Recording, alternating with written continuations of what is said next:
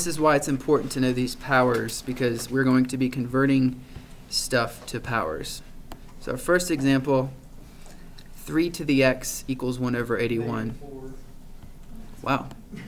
Very good. So I was going to ask you this, though. Like, what makes this lesson exponential equations? What makes an exponential equation? Why haven't we done an exponential equation yet? Like, what makes it unique? Because this time the variables are in the There you go. area up there. The variable is in the exponent. When we did rational expressions, it was like x squared plus 6x plus 9 over x cubed plus 2. Those powers are whole numbers. They're not exponents.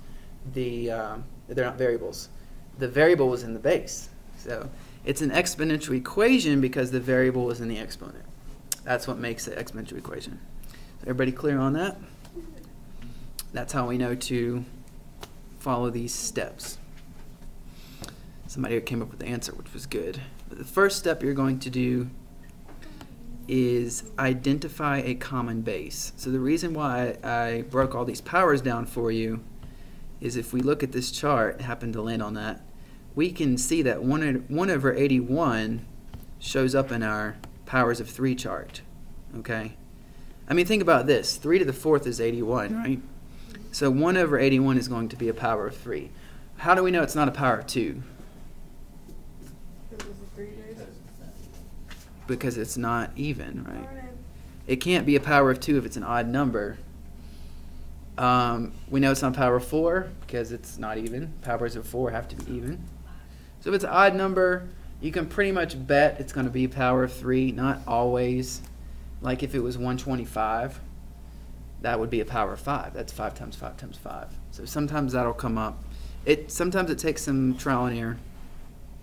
So the first step is to identify that common base. You're just going to write 3.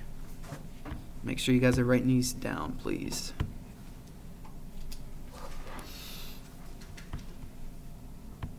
All right, the next step you're going to do is write them in terms of this base. That's why it's important to know the powers of 3. We know that 1 over 81 is 3 to the negative 4. And so what we're doing is we're taking this 1 over 81 and we're writing it as 3 to the negative 4. We're writing it in terms of that base. That's how he knew that x was negative 4. So the left-hand side was already kind of solved out. It was 3 to the x, right? It's already a base 3. On the right, we had 1 over 81.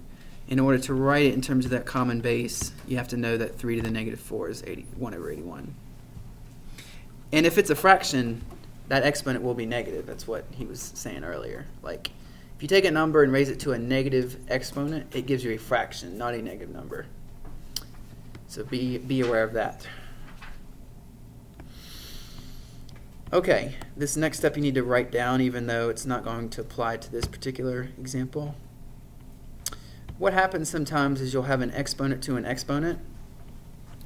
Does anybody remember what to do when you have an exponent to an exponent? For example, let's say you had 3 squared and you raised that to the 4th power.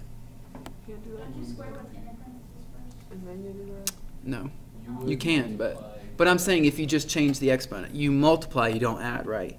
So an exponent to an exponent, you do 2 times 4, which is 8. So that step, applying the exponent, basically means you will multiply the exponents when you have multiple ones. You guys, like, if the bases in this equation are the same, meaning they're both 3, what must be true of the exponents? What? If the bases are the same, what must be true of the exponents? They must be. Yeah, they must be equal. Yes.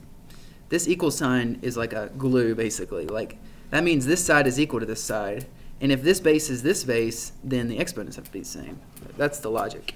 So that's why, for the next step, we set the exponents equal to each other. Because that equal sign tells us that now that we have a common base, those exponents are equal. This one ends up solving itself out because on the left we had x, on the right we had negative 4.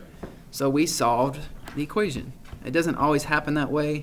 Sometimes you end up with an equation that you have to solve from there. So that's why I'm going to go over the next step with you, just have you write that down. So my point is, for step 5, if you still have an equation left, so for example, let's just say that once I did step 4, I had 2x equals 10. You would have to divide both sides by 2, right? Sometimes that happens. That's why we have a step 5. Solve for the variable. This one was already solved out. Now, I'm going to stop with this example for today. What I want you guys to do with the worksheet, and I'll walk you through this.